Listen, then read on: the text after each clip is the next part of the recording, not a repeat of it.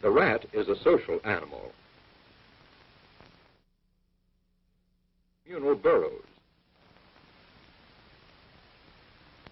from which highway systems are constructed and along which they meet their associates.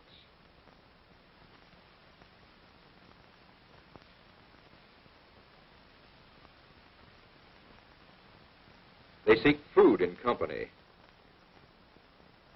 and quench their thirst in company and reproduce in aggregates. Our familiarity with the rat is usually based upon its living in close association with humans. We shall, however, be interested in the rat's own home life, in the behavioral maturation of a young rat until it becomes an adult, integrated into the rat society. This film was compiled over a 6-week period. It was taken at Towson, Maryland, on a quarter-acre tract of land surrounded by a rat-proof fence. Within this pen, the several colonies shown in this film were observed for 27 months. Individual rats were marked with numbered aluminum tags inserted in their ears. They were also marked for site identification by removing patches of fur.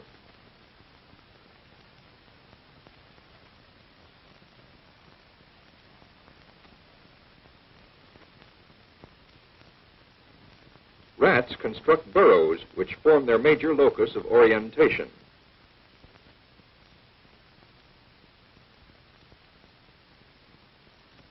Excavated dirt forms arc-like mounds. Trails connect neighboring burrows. As the underground tunnel system enlarges, the surface becomes one fused mound. Only 1/3 of the mound of this burrow is shown here. Entrances about which there is no excavated dirt occur toward the periphery of the burrows. Note the rat entering such a bolt hole. Radial extension of tunnels which emerge to the surface form these bolt holes.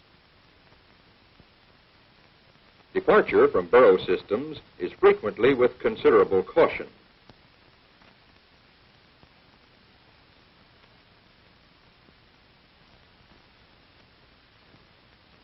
Trails from burrows may lead through holes in fences, from which the rat can proceed to its source of food, where it may join other rats before it again returns to its home burrow by way of the trailway system.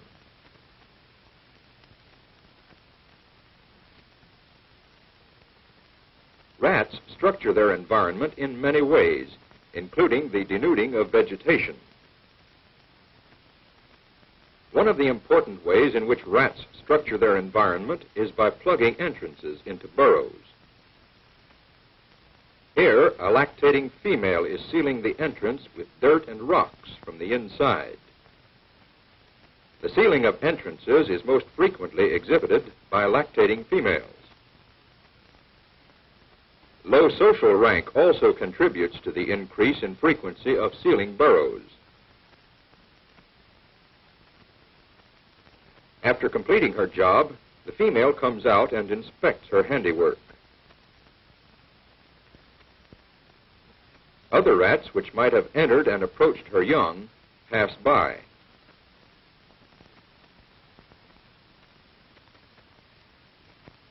A single entrance may be used by several rats, as the 4 rats shown here indicate. A female begins to modify this situation by plugging this entrance with grass. Her work is soon taken over by a male. Note how this rat pulls on the grass with both teeth and forefeet, and that the forefeet are used alternately, as in the overhand pulling of a rope.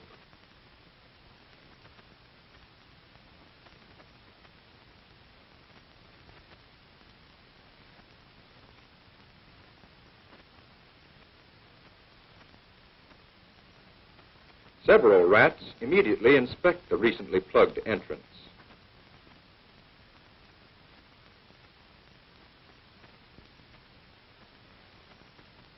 Sticks are also dragged over burrow entrances where they form a partially effective barrier. Rats are continually altering the appearance of their environment by gnawing on wooden objects.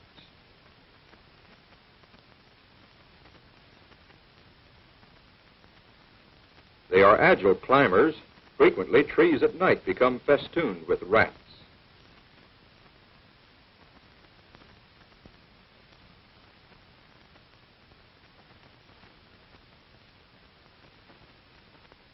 The tail assists in balancing.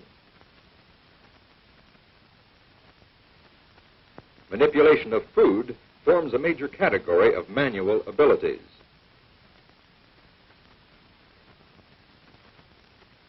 Food objects held in the forepaws are rotated as eating progresses. When the objects cannot be reached with the teeth, they are raked toward the rat with the forefeet.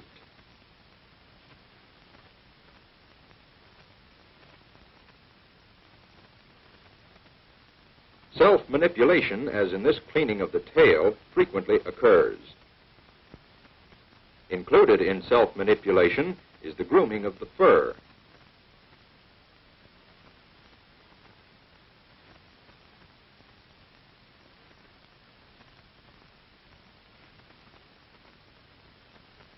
The structuring of the environment by rats produces situations in which social interaction is increased. Trails are one such situation. Trails connect goals. They lead from the burrow to the source of food. They connect adjoining burrows. Increased contacts also occur where trails from burrows converge and pass through a barrier, as at this fence.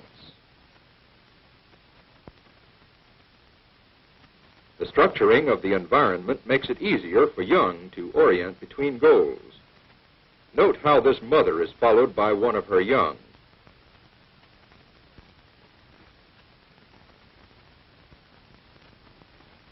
Trails enable month-old young to find water at some distance from their homes and there to meet strange adults.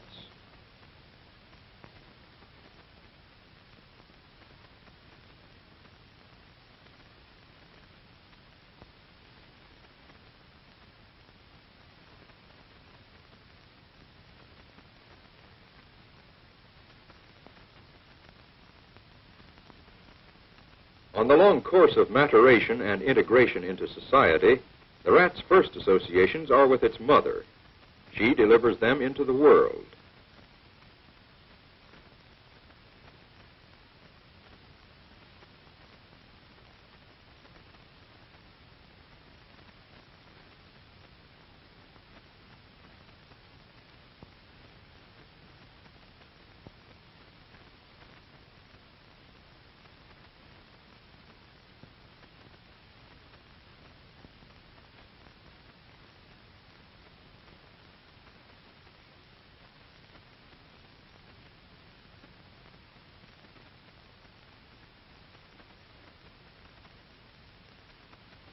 Naked, blind, and helpless, they would not long survive without her maternal care.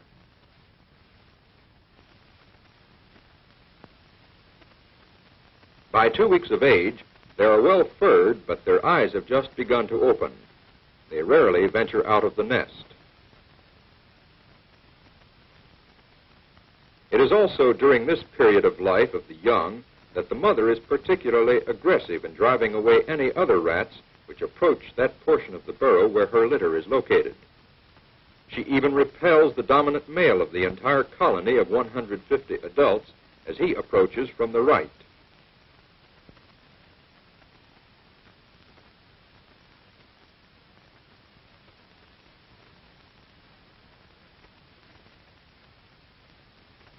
Or in this case, she nips a male who attempts to invade her burrow. Between 2 and 3 weeks of age, initial explorations within the burrow are begun. However, if the young venture forth, particularly if they get outside the burrow, the mother will retrieve them.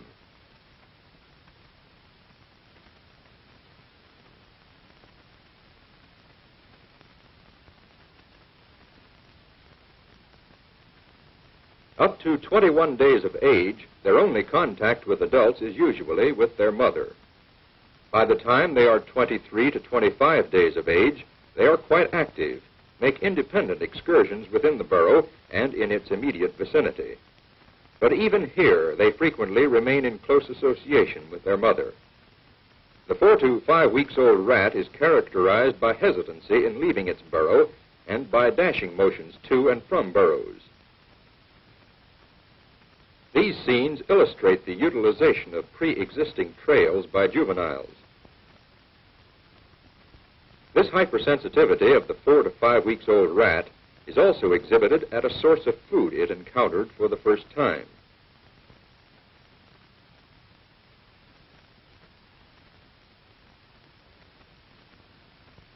It finally obtains a piece of food and runs away with it. Here again is the dashing movement by a juvenile in food procurement. Note the 5 weeks old rat drinking under the drain spout. He dashes away upon the approach of an adult. The beginnings of social adjustment are visible in these scenes of a 5 weeks old rat upon its first approach to the source of water. Each time an adult approaches, it darts away. This is unlike the behavior of adults who much less frequently avoid the approach of another adult.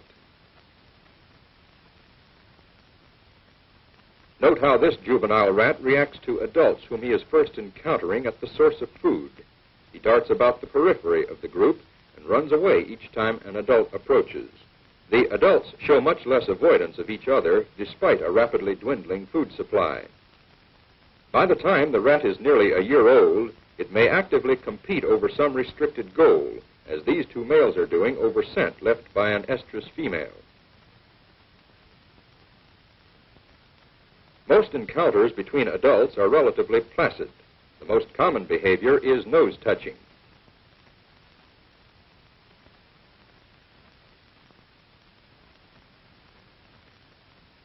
Two individuals approach cautiously and nearly or actually touch noses.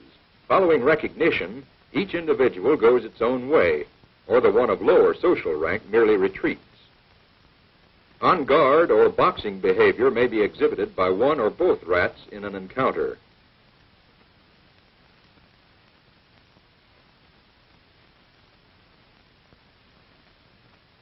A rat which is stationary will frequently run away from a rat in motion.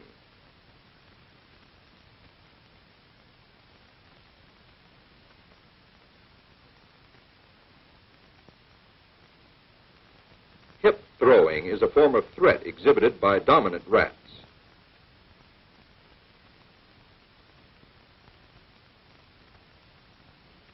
Strife with their fellows accentuates the caution frequently exhibited in departing from the burrow,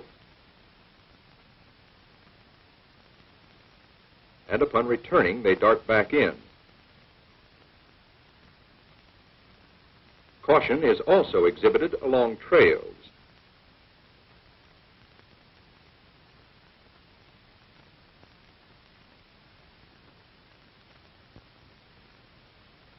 Caution is the prime characteristic of rats, as in approaching the food source beyond these steps, or in coming through a passage which necessitates their passing near the burrow of more dominant rats,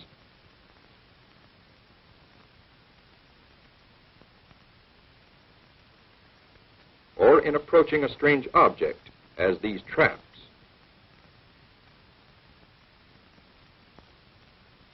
Strange noises, as the rattling of paper by the rat entering the garbage can, causes withdrawal, as by the rats on the left.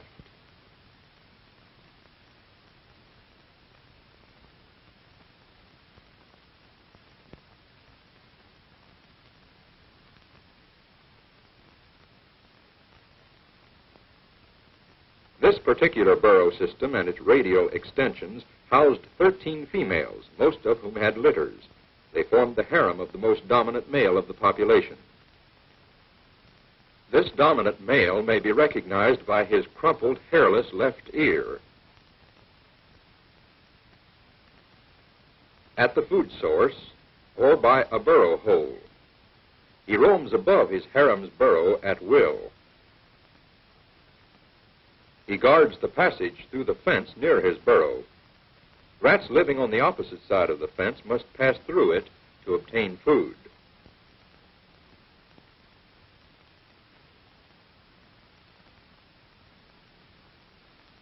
After one sneaked past him, there is elicited this dirt pushing, which has erotic implications and may be exhibited by dominant males following aggressive acts.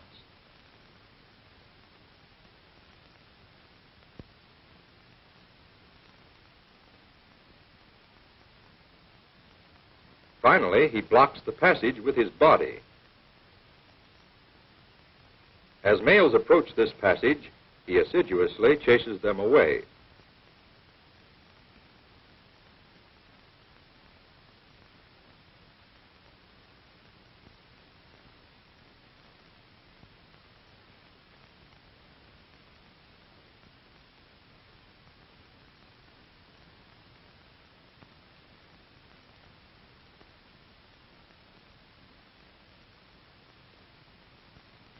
Only after the dominant male departs can these rats, whose home is farther from the food supply, go back and forth undisturbed.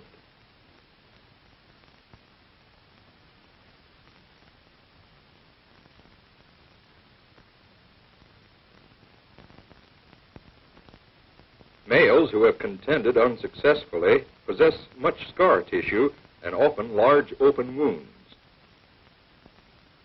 Note the two males to the left. Such males are frequently forced to live in exposed suboptimal harborages, as under this latter. Although the dominant male was aggressive about his home burrow, he rarely exhibited aggression at the source of food. Here, he is the central rat in the garbage can.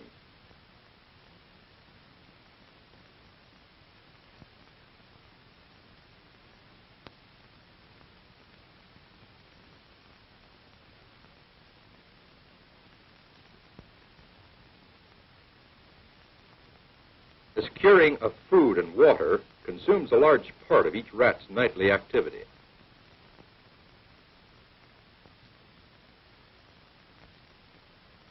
Water may be lapped up directly, or it may be secured by dipping in the forepaw and licking off the water. Or dew may be licked off of grass. When the water supply is ample, several rats may drink together with little antagonism. When the food supply is ample, little antagonism is exhibited at the source, even though rats from different local colonies associate there. At a source of food which is ample but restricted in availability, there is usually pushing and mild threats.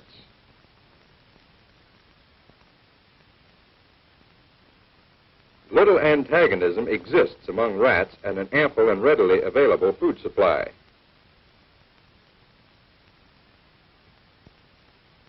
Food is continually being removed and transported. Rats of 35 days of age and older transport food. A single individual may make many consecutive trips.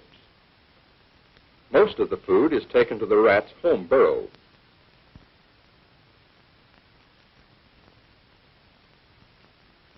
As the food is depleted, more rats aggregate at the food source. Even so, fighting such as occurs in territorial defense rarely occurs. The characteristic behavior is an increased irritability in the form of more frequent threats.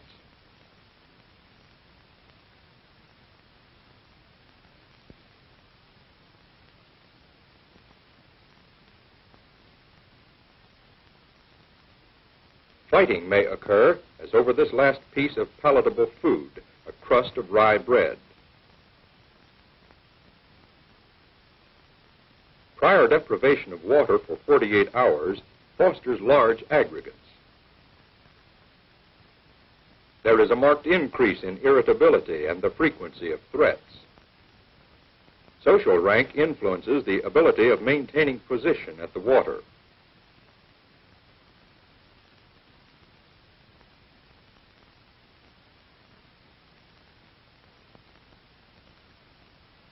Males are attracted to the scent of females in estrus.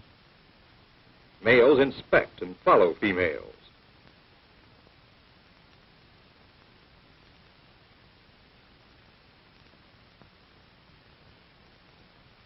The female leaves scent at the burrow entrance over sticks and on the ground. Note the feces. The scent of the estrus female forms a signpost. The male drags his genitalia over the sticks, gnaws upon them, and saturates his fur by rubbing under them.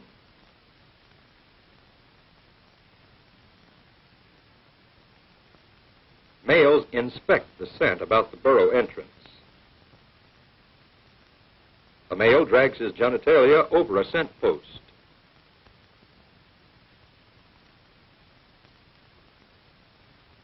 Rocks become scent posts. Earth saturated with estrus scent is eaten. Other females compete over the priority to inspect the scent. Though they are members of his harem, this male approaches with caution, as one of the females also rubs against the passage through the fence.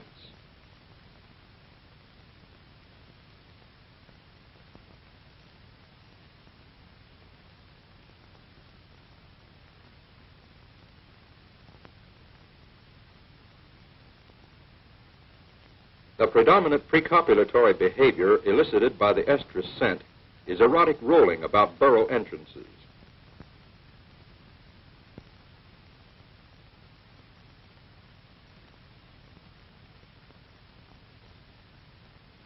The estrus female may remain just inside the burrow entrance. The male rarely enters after her, and then only momentarily.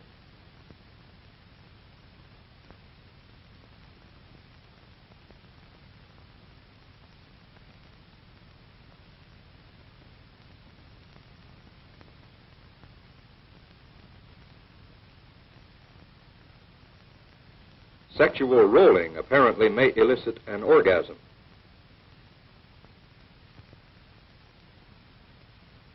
At least the penis is cleaned as after copulation.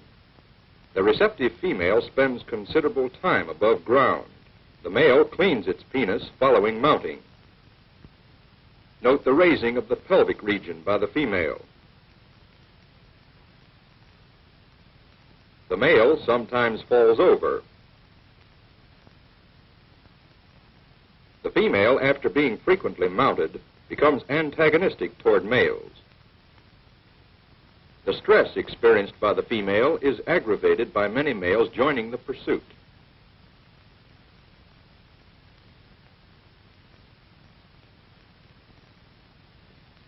As soon as one male descends, another mounts. She finally escapes. When she emerges, the pursuit again ensues.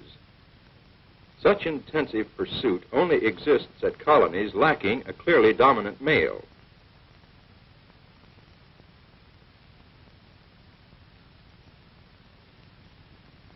Tension also develops between males. Such chases last many hours. This is in contrast to those colonies where a highly dominant male protects his harem from such stress. As the night wears on, the antagonism of the female toward males increases, as also does the tension among males. When females do manage to reach the water, males prevent them from satisfying their needs.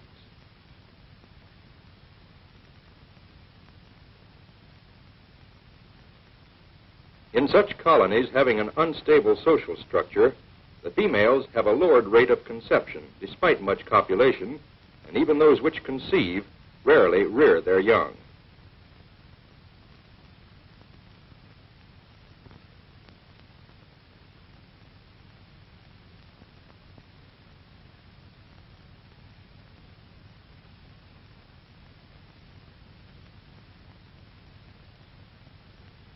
In the past scenes, we have shown some of the behaviors exhibited by rats as well as a few of the situations in which these behaviors take place.